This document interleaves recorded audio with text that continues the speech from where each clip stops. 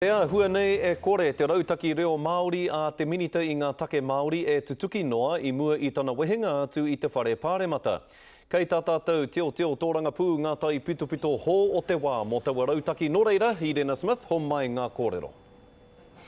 I tēnei wā, kei te kōrero tonu te minita a Peter Sharples ki te hunga whaiwāhi nui atu ki te rautaki reo Māori hou. Koinei te marama whakamutunga o te whare pāremata i mua i tōna whakatā mo te pōtitanga whānui. Heoi i mua i tērā wā ka eke te pire rautaki hou ki tōna pānuitanga tuatahi.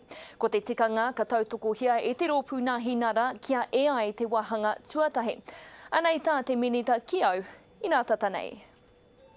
He maha ngā pātai mō tātou te iwi Māori me tō tātou reo. Ka kite au i ngā hōtaka Māori, e hara nā ngā iwi te nuinga. Engari nā ngā rōpu pērā te kohanga reo, te kura kaupapa, te ātārangi, parekinetanga, mērā. Ko rātou ngā rōpu e kaha nei ki te whakarau ora i tō tātou reo. Nā reira ko te tikanga o tēnei ture, kia whakaoho ai te iwi, kia āhei rātou, kia uru atu ki roto i te scrum.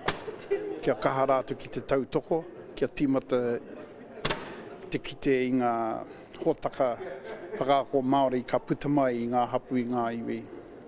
Nō reira, Irena, ka hatia rā te pire i te wehenga atu o tāku te Peter Sharples i te whare pāremata?